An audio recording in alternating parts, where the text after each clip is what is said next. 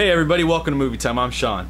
Just a little bit of Marvel news this week. This is regarding Guardians of the Galaxy. There was a showing of 17 minutes of footage in some theaters, I think down in LA.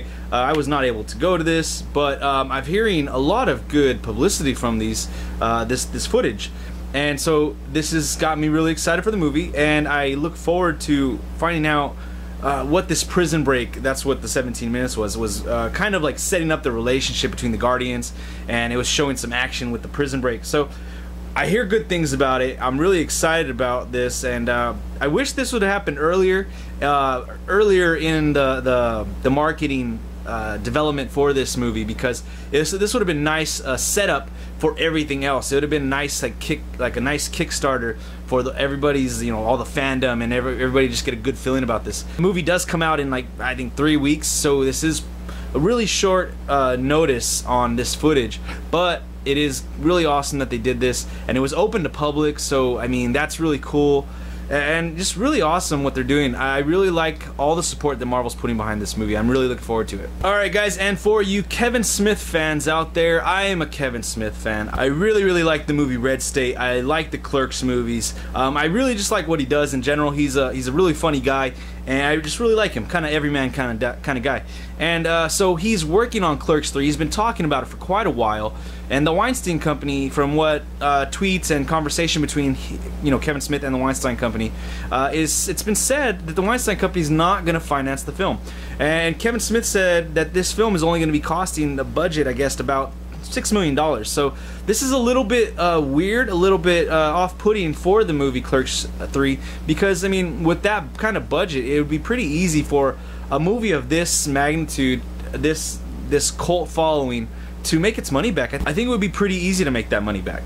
So you have Kevin Smith over here, losing this financing. Weinstein Company still says they're going to distribute it, but just not finance it. So you got Kevin Smith, now he has to find a way to finance this. I'm sure that he can do this. He has lots of pretty big friends that have, money, in their pockets, and I'm sure they would love to finance a movie like this that has a really good chance of getting its money back and us also making some money. A little bit of bad news for the movie, but at the same time, it brings in a lot of other possibilities. Also, Kevin Smith news this week, the new poster for his upcoming movie, Tusk, has been released. This poster looks pretty interesting.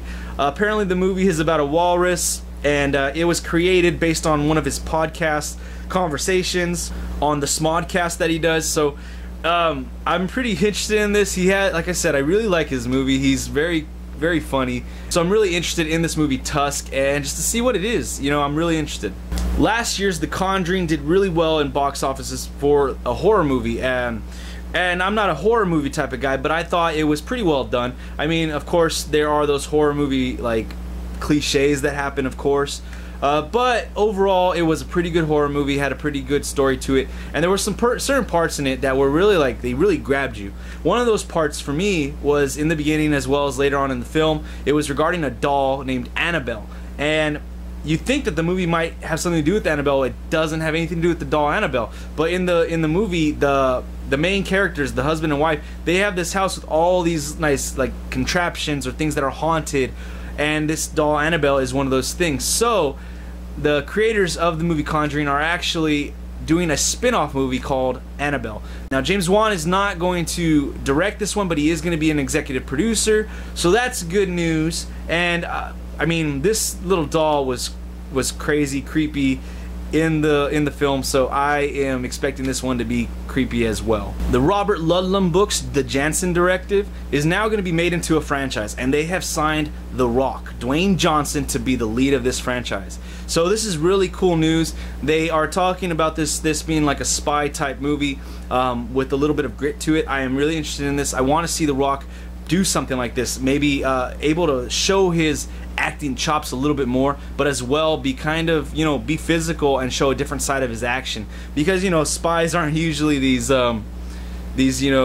big hulking break everything in sight kind of dudes. So I would like to see him change up the physicality that he's in, do a little bit more complex choreography in his fights. It'd be really interesting. I want to see what this one has in store. I want to hear more from it, and I'm interested in this movie. Anything The Rock does pretty much these days is goldmine. He's one of the few actors now in the business that you can put his name on a movie and you're gonna bring in people. This is good news for the franchise, and I can't wait to find out more information about it. So Ridley Scott is directing the movie Exodus: Gods and Kings, but after this one is done, it's gonna be coming out pretty soon. He wants to start working on a new biblical epic. This one is gonna be about King David, the David from the story of David and Goliath, and this is going to be taking place after he's slain Goliath and where he went from there, his rise, all the turbulence that he went through as a king.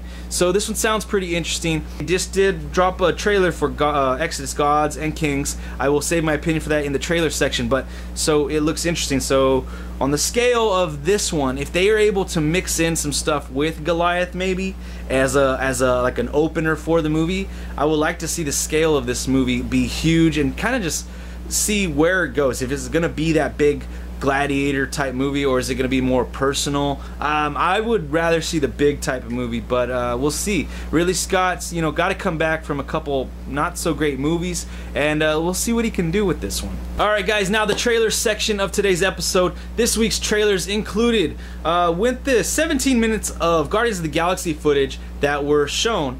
You also got an extended trailer. I hope this is the last trailer. I really enjoyed this trailer. I thought that any more trailers after the last one was gonna kind of put me over the top and like I was gonna be down on it, but actually this trailer was really good. This one had me laughing out loud, and I'm really pumped to see this movie. I can't wait to see it. The next trailer that was released this week was Gone Girl. This one is starring Ben Affleck and Rosamund Pike. And I just gotta say, the last trailer came out and I was really interested in it, and this one kind of kept me even keel. I'm really interested in the movie, but I'm a little worried that this trailer told me too much about the movie. Now, they could throw a curveball at me, but what I get from this trailer is that the wife is setting her husband up. That's what I'm getting. We will find out at a later time when the movie is released, but this movie, I'm still right there. I don't want to see too much more trailers of this movie. I just want to see it in theaters. As mentioned before, the Exodus: Gods and Kings trailer was dropped this week, and it looks pretty interesting. It is a very large scale movie, but there is something I did notice about this that kind of put me off. That this movie is based on Moses, and in that time period, let's just say that I wouldn't expect the color of skin in Egypt to be this way, but this trailer is very, you know, white heavy, Caucasian heavy. It's very my skin color heavy. You have a big name in Christian Bale, you have a good actor in Joel Edgerton, that you then make the Pharaoh, which doesn't make sense to me because he still looks extremely white, even though they've tanned him up and everything. Sigourney Weaver sticks out like a sore thumb. Now, these are good actors as well, so maybe when the movie comes out, we will get past this, you know, color, this outside appearance, and hopefully we'll just see them for the characters that they play.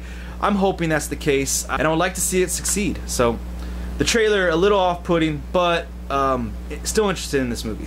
And the last trailer of this week is the movie Unbroken. It is the Angelina directorial debut and written by the Coen brothers. And I gotta say, this one looks really interesting. Now, I am not a fan of Angelina Jolie at all, really. I just really can't stand her for some reason. And this movie, I mean, even though her name's on it, I can look past that. This trailer looks really awesome. It looks like it's telling a story about a guy's life, a true American hero, a guy that's been through something and lived through something and is there to tell us, and we're retelling his story. And so, oh man, an Olympic champion is, you know, gone through all this stuff in this trailer. If you just watch the trailer, to me this trailer is almost right there with Fury from a couple weeks ago. I really love the Fury trailer. This one, I really enjoyed this one. It has a bunch of different aspects, kind of that Forrest Gump, Benjamin Button type feel, like it's an adventure, and I like those adventure movies. I really enjoy them. In theaters this week, guys, there's only one movie that I care about: Dawn of the Planet of the Apes. Now, this movie has been getting rave reviews so far, rave reviews, and I am very interested in this movie, excited for this movie. I definitely want to see it this weekend, and I definitely think everybody should go out there and go check this one out. Make this one the box office leader this week, and I'm just really pumped up for this one. I'm really excited about this one. There's some great actors in there, and I really want to see Andy Serkis's performance as Caesar. Alright guys, last but not least, the movie of the week this week. It has come highly recommended and very good reviews on it from what I've seen. The Raid 2. This movie is a really interesting movie. It starts off and it kind of puts you in the middle of the story, and it gives you a little bit of information here, a little bit of information there, but as the story progresses, you start to figure out what's going on. this movie is dubbed, and you can also put on subtitles as well. The dubbing doesn't exactly match the subtitles. I felt that the subtitles were more accurate or better phrased, better worded phrases and lines than the actual dubbing of the film. So I would recommend using the captions when you watch this film. But it is a pretty good film. I really enjoyed this movie. The fighting was very, very good. It was like a nice gigantic dance. There was a lot of fighting in this film, a lot of action scenes, and what I like about this, they made a lot of it believable, because some of the interactions where the fights are, you know, you might have to use guns, and they do use guns, but then for the most part you're in up close and personal situations where it is hand-to-hand combat. Grab whatever you can as a weapon. So I like that. There were some things in here that were a little, to me, I guess you could say it was a little Kill Bill-ish type stuff, like with some of the main villains towards the end that they finally show. They have their unique weapons and their unique styles, and that was very reminiscent of Kill Bill for me, and other movies where you kind of have like specific boss battles. So I thought that was really cool. All the fighting was awesome. The acting was, you know, it was on par with what I expected, especially from a movie that's action heavy. The martial arts in here was awesome. Like I said, it was like a giant dance, and it just all flowed really naturally. The best fight in the movie is towards the end with this guy, and they show part of it in the trailer where they're inching forward and they're like getting ready with their hands right there. One of the best fights I've seen in a really long time. It was just so smooth and beautiful. There's no words that I can really say to describe this fight other than just watch the fight. Watch this movie. Check it out. Again, action heavy, but it is a pretty decent movie. It has some nice twists to the whole gangster mob type storyline, and again, just the fight scenes alone make this movie watching. Oh, also something I noticed a lot in this film was camera angles. The cinematography in this film was off the charts. I really loved it. They didn't do the shaky cam. They gave you enough room to see what type of moves each guy was, you know, doing when they're fighting. You know, grabbing heads, grabbing with legs. They showed the extension of the leg and the whole body, and so the camera angles were really great. When they showed dudes going through windows or going through over cars or in cars, they would change up the camera angles, and that was really interesting. It kept it very lively and unpredictable. I really like that. So that's another good thing about the movie. Just watch this movie, guys. Go out there and check it out. It's in Redbox right now. Really good action fighting movie. Makes me want to watch a lot more movies. Tony Jaa movies, the IP or Ip Man movies. Man, it's a good movie. Go check this one out, guys. I definitely recommend this one. Alright, guys, that's it for the Movie Time Show this week. Remember to click the like, share, subscribe buttons down below. Leave your comments, questions, inquiries, and suggestions for Movie of the Week in the comment section. Let's have a great conversation this week, and we'll see you next time.